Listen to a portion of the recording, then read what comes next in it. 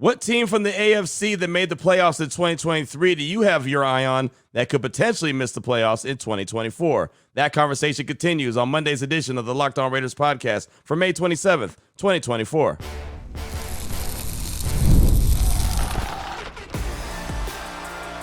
You are Locked On Raiders, your daily Las Vegas Raiders podcast, part of the Locked On Podcast Network, your team every day. And welcome in, Raider Nation, to another edition of the Locked On Raiders podcast. Thank you so much for making the show your first listen of the day. Make sure you subscribe or follow for free on YouTube or wherever you get your podcasts as soon as it becomes available. And as always, if you're giving us a look on YouTube, we definitely appreciate that. The show grows each and every day, and that's because of you and my man Ari. Ari does a great job getting us up on YouTube, making sure we're looking good, sounding good, all that. He does every single day. Takes a lot of pride in his work, and we appreciate that. So you can hit him up on Twitter at Ari Produces. You can hit me up as well at your boy Q254. And of course, we got the Locked On Raider podcast voicemail line at 707-654-4693. And we'll have plenty of calls and texts coming up in segment number 3 of the show, as got a lot of different subjects we're talked about. Got a lot of feedback on that. That'll come up in segment number 3. Segment number 2, we'll continue with the conversation that we've been having about the playoff teams in the AFC in 2023 and who we have our eye on that could take a step back. But what we'll do is actually in segment number 1 and 2, you'll hear the conversation I had on Friday with my guy Nick Shook from NFL Network, who covers the AFC North like a glove.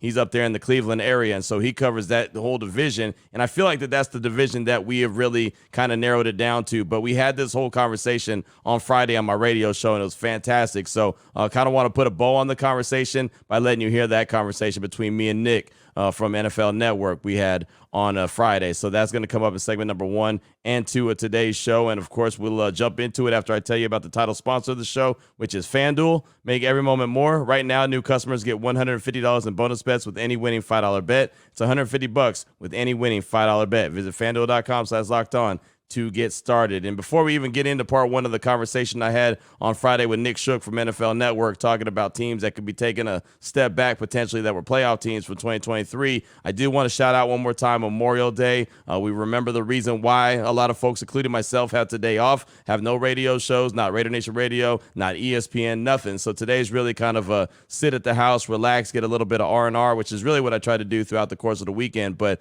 all of us have that opportunity, but remember why we have that opportunity.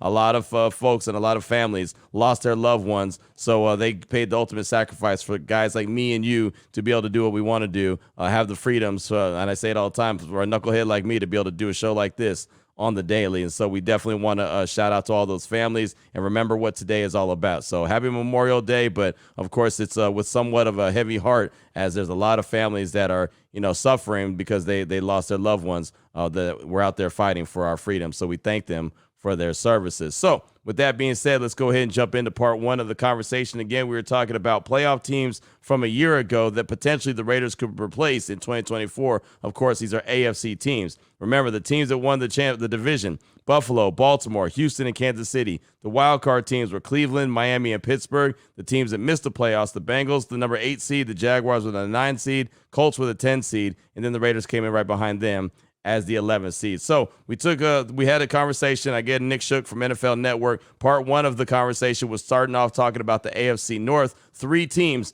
made the playoffs from that division: Baltimore, Cleveland, and Pittsburgh. Of course, Cleveland and Pittsburgh were the wild card teams. So does Nick expect any of those 3 teams to take a step back in 2024? I think there's a lot of uncertainty with the Steelers, not because they didn't have a good offseason. It's just that there was a lot of change. There was change at quarterback. And a lot of the change is probably going to be positive, at least on paper, but it's not, reliable at this point because you have new quarterbacks in a new system with a new offensive coordinator, and you do have a couple of young tackles, in Broderick Jones and Troy Fautanu on that offensive line. But I mean, Omar Khan crushed the offseason. I thought he had the best offseason of any GM, even better than even Howie Roseman. So there's a lot of potential there. There's a lot of reason for optimism. It's an unknown. We're not quite sure what we're going to get out of this team so far this year. But having said that, Mike Tomlin is still there. That's the consistency. That's the guy who's proven that he can coach a team up that probably doesn't deserve to be in the playoff hunt and get them to the playoffs. That's essentially what the story of the Steelers was last year, and they were able to make it. So that's probably my first pick. As somebody who grew up in Northeast Ohio and lives in Cleveland now, I just naturally don't trust the Browns that much, especially with Deshaun Watson being the unknown right now because he just hasn't had a fully healthy season. He started to turn a corner right when his season ended because of injury last year. So that team, everything that they want to do is going to depend on whether Watson is able to first be available and secondly, perform well. This is another season just like last year that everything starts and ends with Deshaun Watson. The only difference is this time around, they don't have a veteran quarterback that they can go sign off of the couch and lead them to a playoff run. At least not that we're aware of. They did a better job of stocking behind Watson with Jameis Winston and Tyler Huntley. But again, it really does start and finish with Watson. So those are probably the two teams because if I look at Cincinnati, they were a healthy Joe Burrow away from making the playoffs. Part of me sits back sometimes and thinks, in an alternate reality in which Joe Burrow was able to play all those games last year, did all of these teams make the playoffs? Because that's how tight this division was and how good Cincinnati was even without Joe Burrow. So it's tough to project. It's tough for sure. You have a reigning MVP in Lamar Jackson in Baltimore where it seems like they only got better. They have some question marks. They have some changes, especially on the defensive side of the ball. But overall, when people ask me, what's the toughest division in football? Is it the AFC North or the NFC North? And I'm like, it's the AFC North, no question, because 3 of these 4 teams made the playoffs last year.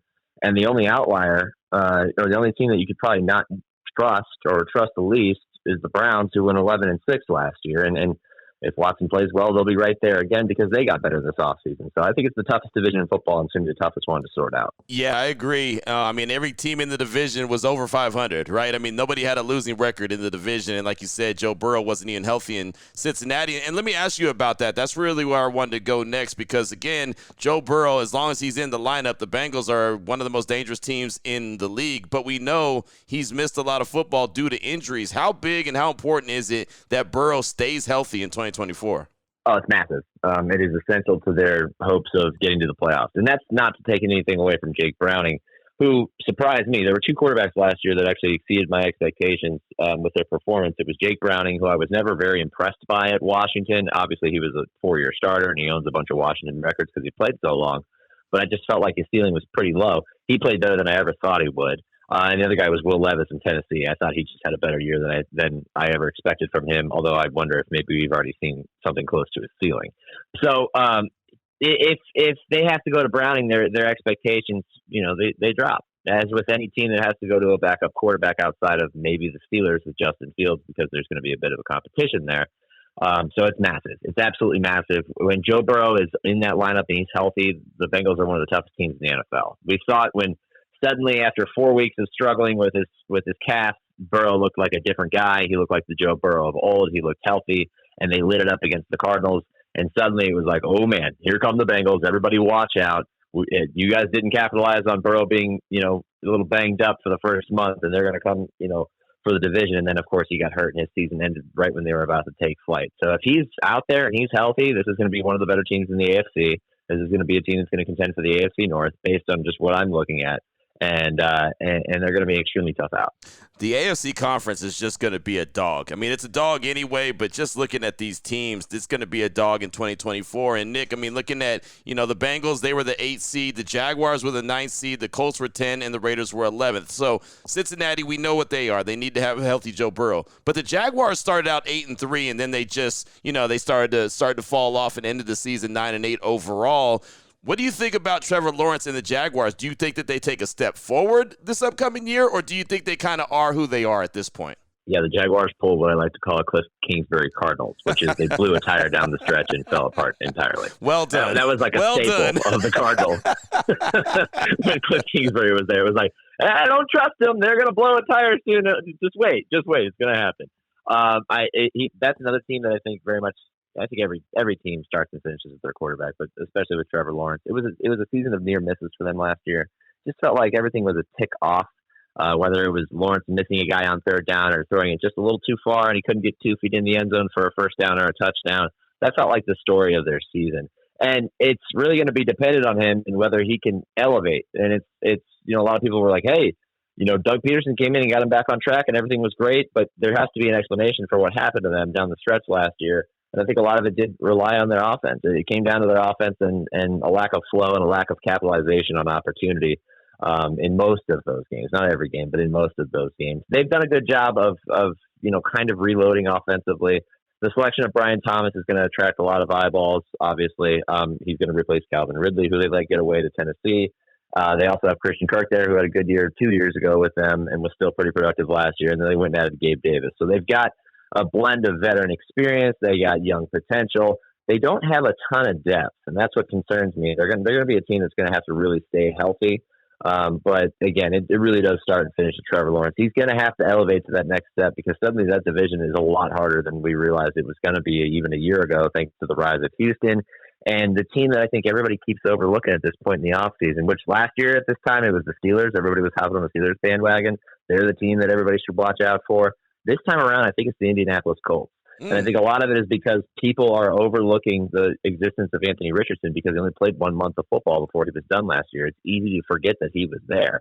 But in that month, granted, he didn't stay healthy even in most of those games, but when he was healthy, he was a transformative player. He was a player that fit perfectly with Shane Steichen, who I think did a great job as a coach in his rookie year of getting the most out of his team, even with Gardner Minshew, a quarterback. You get Richardson in there and he's healthy. And he's able to really, his talents are able to be, used properly by Shane Steichen and the rest of this offense. They're going to be a player in that division, which is going to make it tougher for teams like Jacksonville to get back to the playoffs. So it's going to be another division that I think is going to be pretty tough to get out of. Nick Shook is with us here on Raider Nation Radio 920 Unnecessary Roughness. It's funny you mentioned the Colts because they were the 10 seed, and they were actually the team I looked at and said, yeah, well, they'll probably take a step back because Anthony Richardson doesn't have that much experience. He's still learning how to play the quarterback position, but you're kind of leaning on, well, Shane Steichen's going to get him where he needs to be and kind of fast-track him. So you're a believer in Indianapolis, it sounds like. Well, yeah, that's sound logic on your part, and I'm not going to knock that at all because I think it's a fair, not an assumption, but a fair observation at this point. Lack of experience, and you look at their roster and you think, well, maybe they lack some weapons and everything else. But when you go back and watch those games, they were kind of a scary team once he got his feet underneath him, and it was only within a month. It was one of the things I think we were robbed of last year was an Anthony Richardson rookie season. He maybe could have even made it interesting with C.J. Stroud for Offensive Rookie of the Year had he played a whole season. So I'm curious to see what he's like. He's had a lot of time to come back from the shoulder procedure and everything else. And I think that they're going to have a lot of time to kind of hit the ground running. They've done a decent job of trying to improve that offensive line a little bit. Tanner Bortolini was the player from Wisconsin who worked out as like a center, but he could play center or guard. I think will be somebody who maybe factors in at some point on that offensive line. A.D. Mitchell, a receiver who fell in the draft because of supposed character concerns, as if he wasn't very interested in some of his meetings. That kid was a stud at Texas. Yeah, I think he's going to be one of the players that everyone's going to look at and go, man, wish we would have gotten him earlier. He's a baller. So if you add in Richardson's dynamic abilities, Steichen's play calling ability, and his way to capitalize on the unique specimen that is Richardson, and the inclusion of A.D. Mitchell into that receiving core that also includes Michael Pittman Jr., of course, and Josh Downs, who I thought had a pretty productive rookie year and was one of my favorite receivers coming out of that draft class in 2023 out of North Carolina, then suddenly this is a team that if they stay healthy could surprise some people, and, Richardson could end up, rising up the ranks. I did a top 10 way too early MVP candidates for quarterback, and I put Richardson in there, I think, at number 7, just because he's such a special talent. Now, there are issues, like the accuracy was an issue coming out of college. It's a technique thing that he still needs to clean up. But the way that Steichen used him, and I think in kind of a Cam Newton role, sort of, a little bit of read option, a little bit of being able to take off, using the arm, all that stuff. If he can elevate that to the next level, then this whole offense is going to be better. And that defense was good enough in the last couple of years. It was kind of their strength down the stretch, especially. This could be a team that's in the conversation for the playoffs and would surprise some people that they're there that late in the season. So that was part one of the conversation I had right there with Nick Shook from NFL Network. Again, looking back at the AFC playoff teams, and a really good conversation, really fun conversation. Coming up in segment number 2, you'll hear part 2 of the conversation. We'll actually start off talking about the division champs, the Bills, the Ravens, the Chiefs, and the Texans. We'll start off that coming up in segment number 2 as we continue with the AFC playoff teams from a year ago, potentially taking a step back. We'll do that in segment number 2 of today's Locked On Raiders podcast. Before we get to that, though, I do want to tell you about the title sponsor of the show, which is FanDuel. And it's winner take all time in the NBA and the NHL. FanDuel's giving you a shot to bring home a big win of your own. If you've been checking out the NBA playoffs, well, it seems like it's done deal records, right? It looks like it's going to be Boston and Dallas in the NBA finals, as both teams respectively are up 3-0 on their opponents, Indiana and Minnesota right now. And then the NHL, Stanley Cup playoffs. I'm not going to lie to you and act like I watched the NHL all season long, but the Stanley Cup playoffs are second to none, man. They are fantastic. So make sure you're tuned in for that. And right now, new customers of FanDuel get $150 in bonus bets with any winning $5 bet. It's $150 bucks that you can bet on spreads, money lines, player props, and a whole lot more. Visit FanDuel.com/lockedon. Make every playoff shot count. FanDuel, America's #1 sportsbook.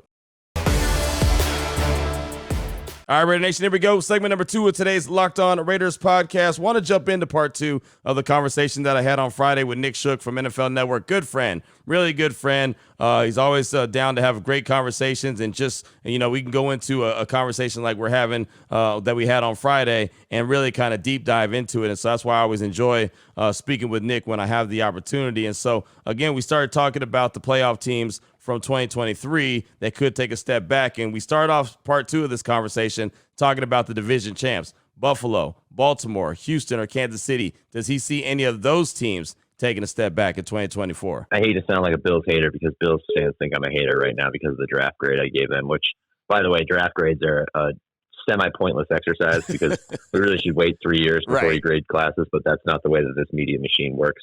I worry about the loss of Stephon Diggs. I love the addition of Curtis Samuel. Keon Coleman, we'll see. Not a great tester, but a good football player. We'll see how that works out with them. And Joe Brady running the offense. One of the things that we saw as soon as he took over was more of a commitment to a traditional running game, which was one of my biggest gripes with the Ken Dorsey offense in Buffalo. Was they never liked to run the ball traditionally, and they put too much on the shoulders of Josh Allen, especially when it came to the running game. So if they can rely on James Cook more, then they'll be okay. It's just they, as a team, don't look like a team that got much better in the offseason than they already were. I love the addition of Cole Bishop, the Utah safety. He's going to be in there. He's going to be a nice little player for them to, as they, kind of reload or restock they lost their tandem safeties in Jordan Poyer and Micah Hyde. So that's going to be a question mark for now. Matt Milano coming back from injury is going to be a question mark.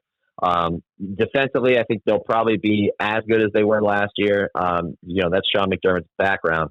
But it's all going to come down to whether they can actually, regain some explosiveness offensively with the loss of Stephon Diggs. And maybe there's a bit of an addition by subtraction because you don't have the, drama or the disgruntled Diggs on this roster anymore. And maybe that, reinvigorates this team, but there's some question marks there. So that among that group of teams, that's just the team that I have the least confidence in. I mean, Kansas City's going to be there until they're not there anymore. Right. It's just a given at this point. And I think Baltimore is still going to be there as well because they have, consistency in culture and coaching and roster strength and everything else. So if I had to pick one of those teams that's usually in the conversation that I have the least confidence in, it's the Bills. And you know what? Just to tack one thing on here, going back, I know we already moved on from the Colts, but the mere fact that they were even in the playoff conversation last year after playing the majority of the season with Gardner Minshew at quarterback was a reflection of how good of a coach Shane Steichen is.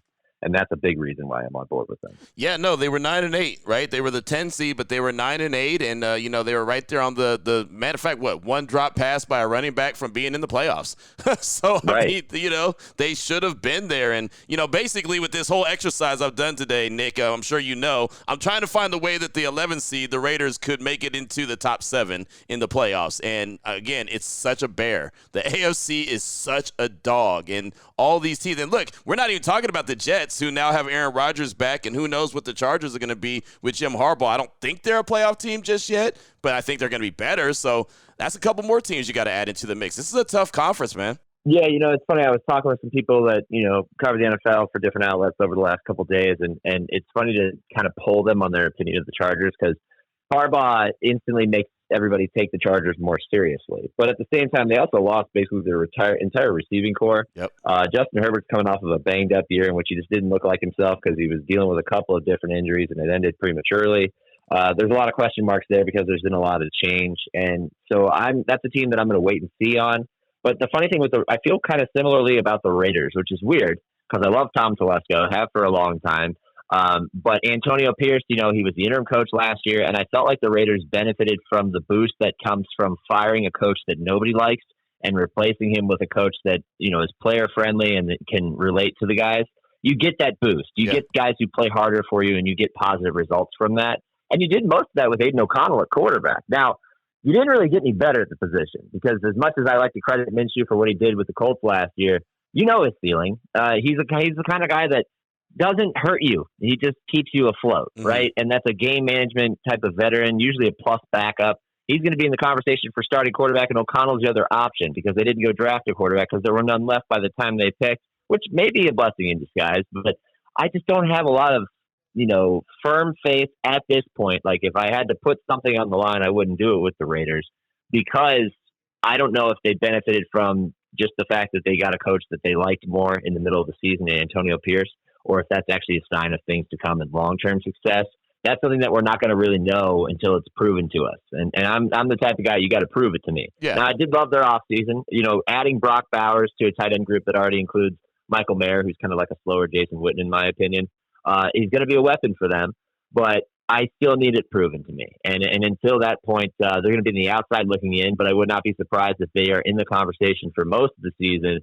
And that division, I think, other than the Chiefs obviously owning it, I think there is a route for them to maybe, earn a wild card spot because we don't know what Denver's going to be. They got Bo Nix at quarterback. There's been all that change there. They've gotten rid of guys like Jerry Jeudy because they weren't happy there. They're a bit of an unknown, and the Chargers are an unknown right now because they had a lot of change as well. So there's some opportunity to sneak in as a wild card in that division if Denver and the Chargers aren't as good.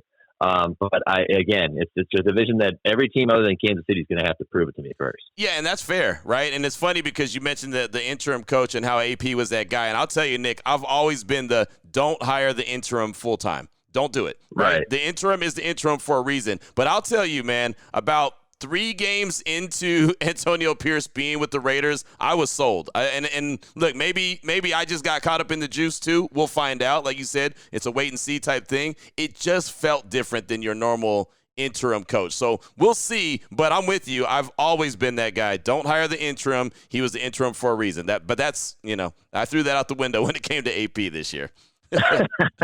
Understandably so. No, it felt different again. And, sometimes you just got to go with your gut feeling. So we'll see how it goes. But everything around the facility and everything around the team right now seems very, very positive. But again, it's May, so we'll see how it shakes out. Optimism season, baby. This is when everybody thinks they got their shot. This is when everybody's got a chance to win the Super Bowl.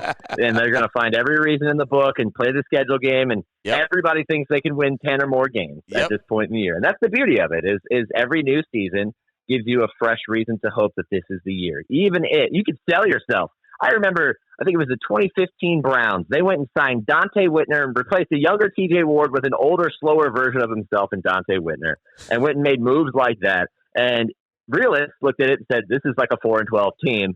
And people, otherwise, other Browns fans would be like, yeah, we could win 10 games. That obviously didn't bear out. So it's that time of year where everybody can convince themselves or trick themselves into believing, yeah, we got it this year. This is the reason why, even if it's not realistic. There's no doubt. And look, every team that made the playoffs in the AFC in 2023 was a double-digit win team, right? 10 wins being the least when it came to the Pittsburgh Steelers and also the Houston Texans. So we'll close out with this. How about the Miami Dolphins, right? They were 11-6. They were the team that scored all the points, and then they went to the cold in Kansas City and got ran out the building. What do you think about the Miami Dolphins in 2024? I'm very curious to see what the defense does this year. I'm not worried about the offense. I know what Mike McDaniel can do. I know what they've stocked up at running back and what they have at receiver and what they have in Tua Tagovailoa, even as that contract situation gets a little hairy, which understandably so. He hasn't really proven that you should give him all the money in the world, even though he was the passing yards leader last year. I understand. I would take more of a cautious approach with him as well, so I get it. But defensively is going to be the big thing. They've had some attrition. They've had some changes. They've also dealt with some injuries at some key spots. Jalen Phillips getting hurt, at New York on Black Friday last year was a big bummer. And I actually thought they were going to get Latu from UCLA, because he felt like a similar player. He ends up in Indianapolis instead. So it's going to be an interesting year for them. But really, it's most important to me is because they changed defensive coordinator. They move on from Vic Fangio and a guy that apparently didn't, really resonate with the players, and they replaced him with an Anthony Weaver. And now suddenly you're wondering, is this what they needed to take the next step?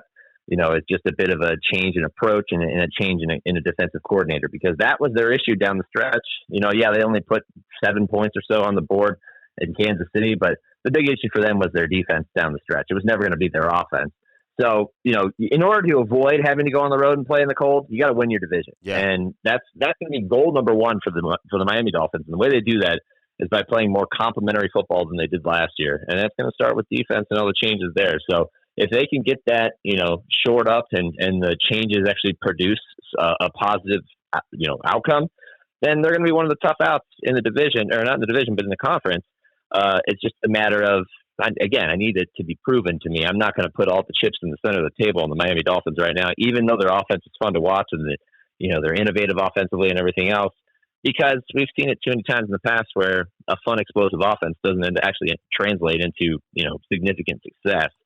It's not quite a year that, you got to do it this year, but if they don't do it this year, pressure's going to be on. So it's already starting to build a little bit. We'll see what happens with them. So there was right there the conversation with Nick Shook, and you heard what he said about the Raiders, right? I mean, they could be one of those teams, and I feel like a lot of different people that I talk to, a lot of guys that I interview, or young ladies that I interview, whatever the case may be, are really kind of, I won't say on the fence with the Raiders, but they're I guess cautiously optimistic. That's probably the best way to put it. I think that a lot of them see the blueprint to how they can be good. They obviously have the questions when it comes to the quarterback position. Not that nobody has talked about that until we're blue in the face, but it seems like there's a lot of people that kind of believe in the Raiders, but it's one of those wait and see moments, right? I just want to wait to see, just like what Nick said. Hey, I want them to prove it to me before I just dive all the way in. I think that's okay. That's fair. When you're a team that's been very inconsistent for the last, 20-something years, that's kind of what happens, right? So I'm okay with that, but I do think that there's some attention being paid to the Raiders. It's just, like I said, cautiously optimistic from most people. But that was our conversation from Friday. That's Nick Shook from the NFL Network. You can find all his writing on NFL.com. Does a fantastic job on both. Coming up in segment number 3, your calls and texts. Draft that Locked On Raider podcast voicemail line, 707-654-4693.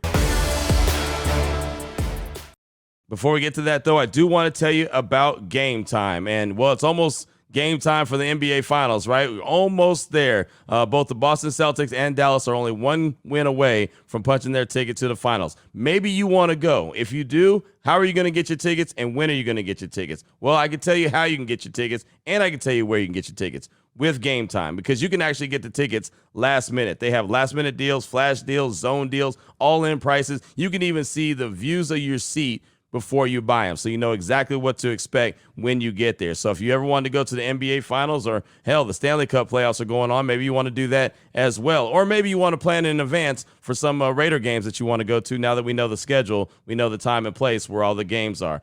Gametime is the place that you could do everything. Take the guesswork out of buying NBA Final tickets with Gametime. Download the app, create an account, use promo code LOCKEDONNFL for $20 off your first purchase. Terms apply. Again, create the account, use the promo code LOCKEDONNFL, that's LOCKEDON NFL for $20 off your first purchase. Download Gametime today. Last minute tickets, lowest price guaranteed. Here we go, Raider Nation. Segment number 3 of today's Locked On Raiders podcast. Your calls and texts. Draft that Locked On Raider podcast voicemail line, 707-654-4693. Let's start things off with Raider X. He's calling to talk about the potential Raiders breakout player or players. Here he is, Raider X. Thank you. This is Raider X. Wanted to respond about your breakout player of the years. Love it, man. I love the feedback. Love everything that you put out there. Continue with the great work.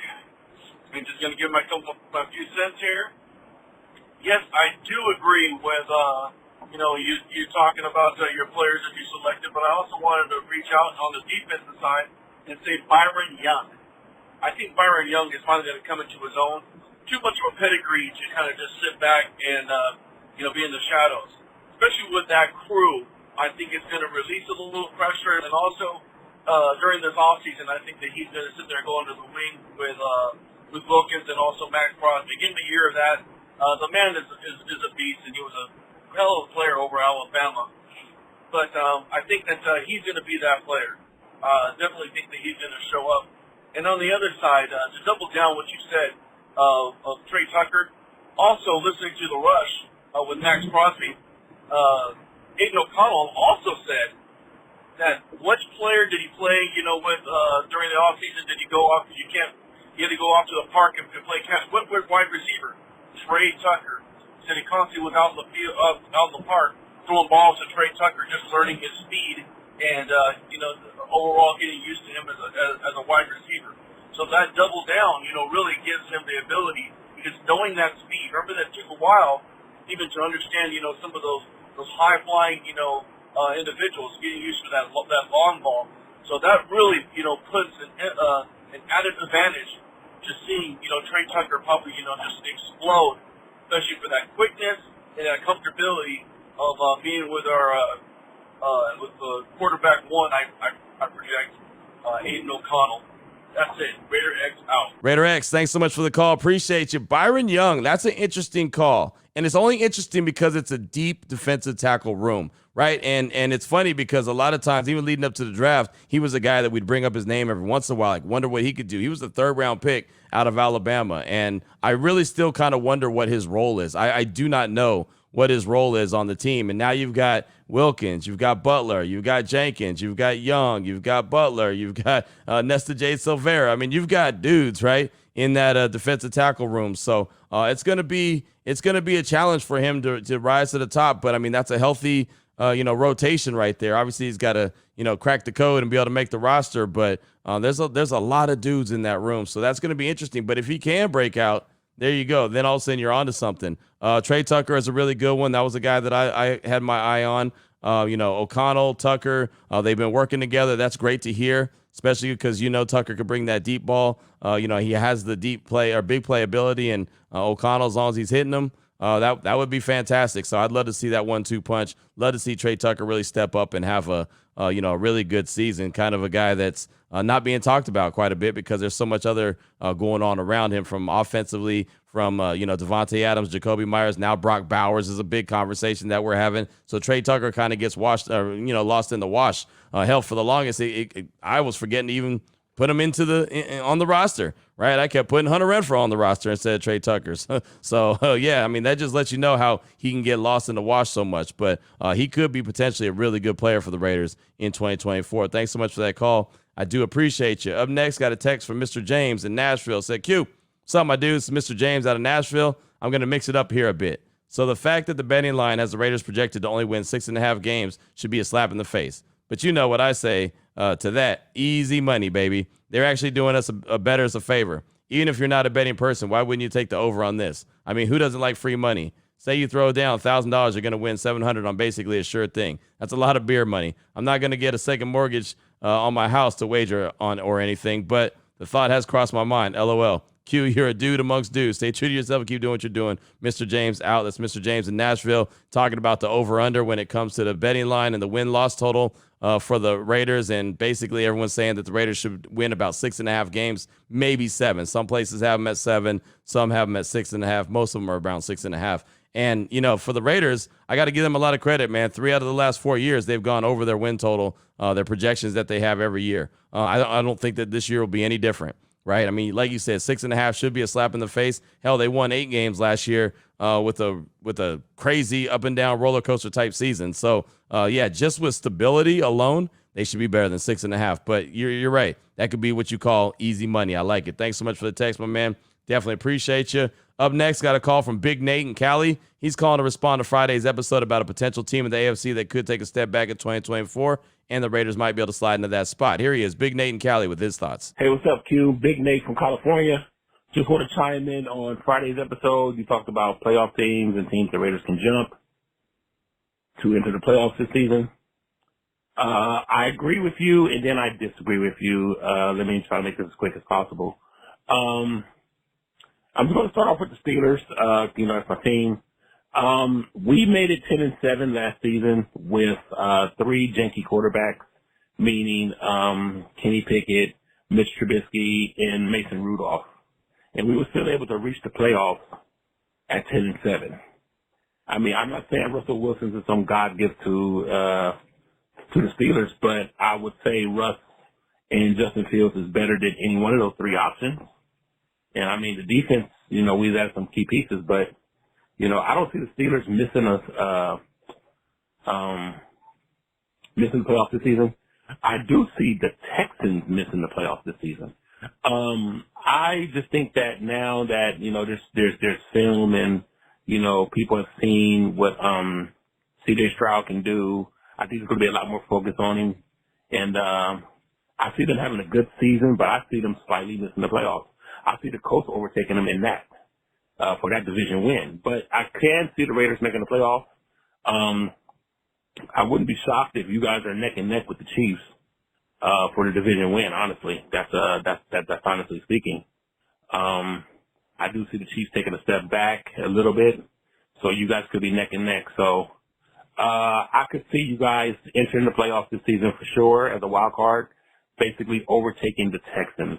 So basically, I see the same playoff structure as last year, just only difference is Houston out, Raiders in. Thanks for taking my call. Have a good day. Big Nate, thanks so much for the call. I appreciate you. So as a Steeler fan, he said no step back for the Steelers, but instead he's looking at the Texans to be the team to not make the playoffs. But they were the division champs, so does that mean that the Colts are going to slide in that spot? Do you have the Jaguars winning that spot? I know you said the Colts will be the team to make the playoffs, so then if they win the division, right, then, I don't know, then the Raiders can't replace them necessarily, right? But, then there's another spot opening up. I think it's just going to be so tough, man. That's why I thought the conversation was a good one, because the AFC has so many potential teams that could slide in there. Again, Cincinnati was the 8th seed, and they were a healthy Joe Burrow away from being in the playoffs. I mean, they still had a pretty good record, really just on the outside looking in. The Colts were just on the outside looking in as a 10 seed, and hell, the Raiders were in it till week 17. So I just think that it's going to be such a fascinating season to see how this all plays out. But that's why I brought it up. But yeah, maybe the Colts. I'm actually surprised, to be honest with you. So many people are high. Even Nick Shook was pretty high on the Colts as well. And I don't have anything against the Colts. I think their head coach Shane Steichen is really good. My question with the Colts was always just the fact that Anthony Richardson doesn't have very much experience, and he didn't get much experience last year.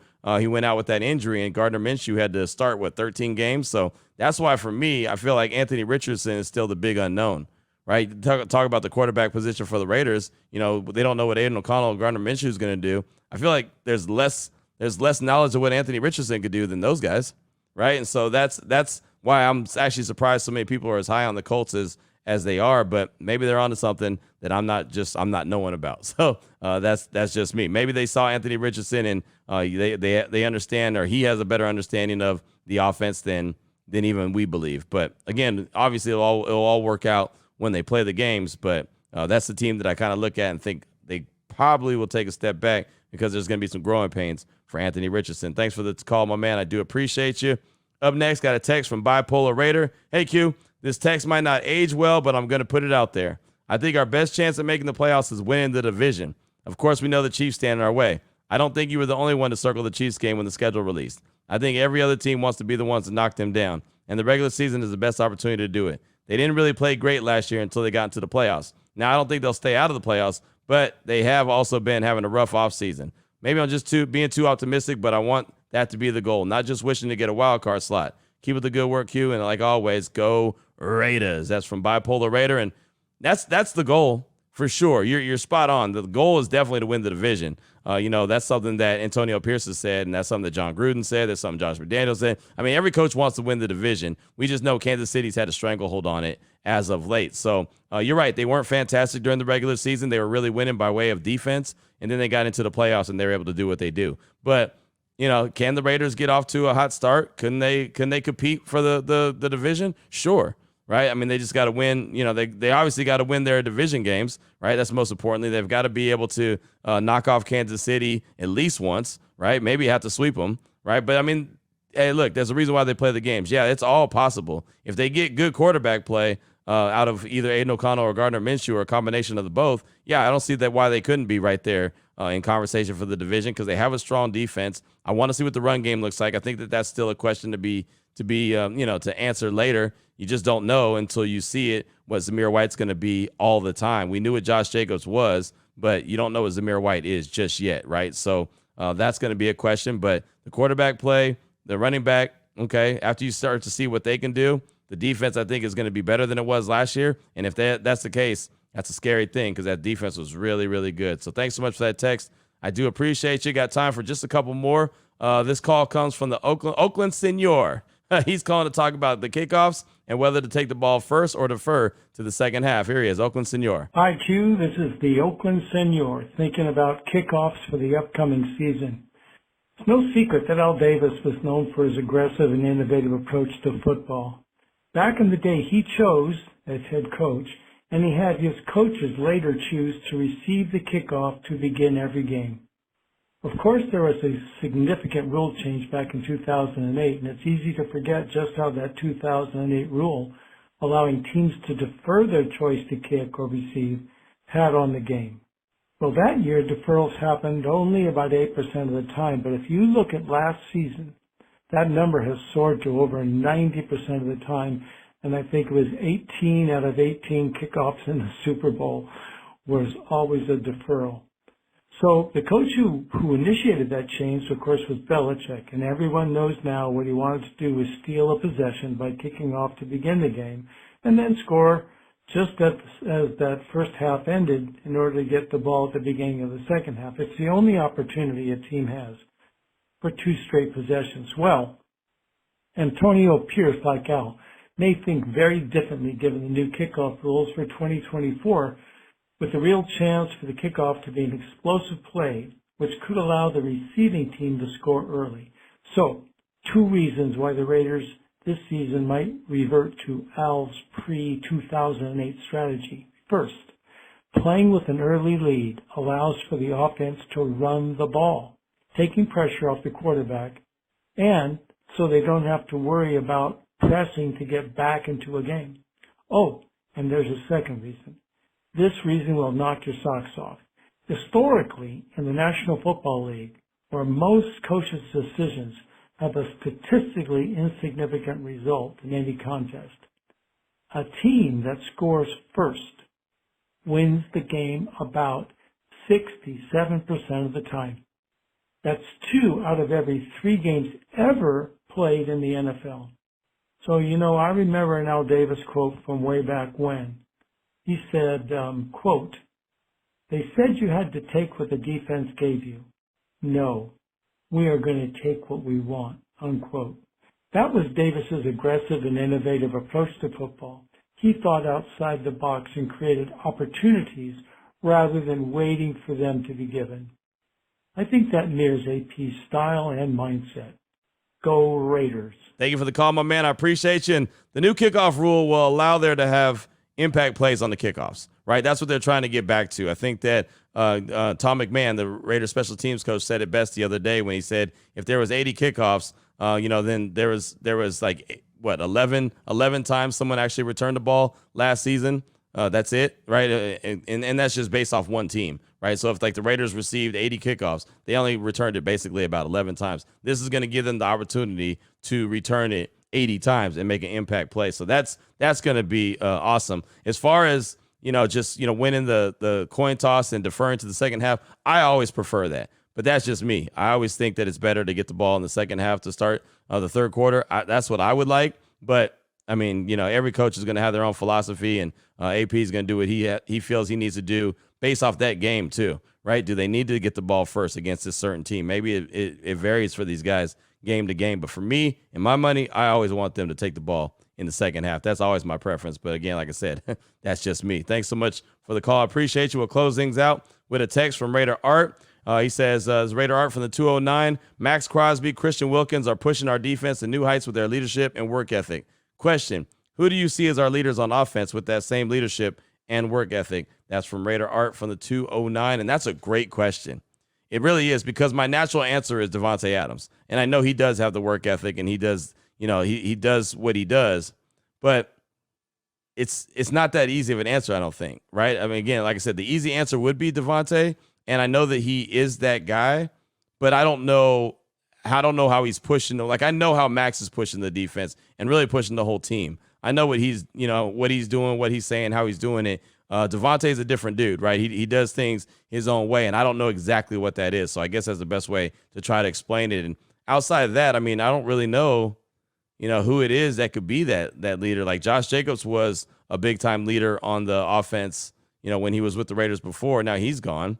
I honestly, that's a great question. I really don't think I can answer that question outside of saying Devontae Adams, and I feel like that's an easy answer. Aiden O'Connell very well could be that guy, right? We've heard that he's been there all offseason. He was there working out and working on his body, and he very well easily could be that guy, right? But I just don't know because I haven't seen it. So the more that we're around, the more, and there'll be practice this week. On Wednesday, we'll be back at the facility. So, be able to get to a little bit more look, and maybe I'll be able to ask, one of the coaches that question as well and see if we can get an answer on that. I think that's a great question, though. Raider Art from the 209. Thanks so much for that. I do appreciate it. And that's going to do it for today's show. Went a little bit longer, but it's Memorial Day, so maybe you're listening to this while you got some meat on the grill, or you're hanging out by the pool, or maybe you're just getting a little R&R at the crib and just listening. And hopefully you enjoyed the conversation that I had with Nick Shook from NFL Network. That was on Friday's edition of Unnecessary Roughness, just kind of putting a bow on the conversation about the playoffs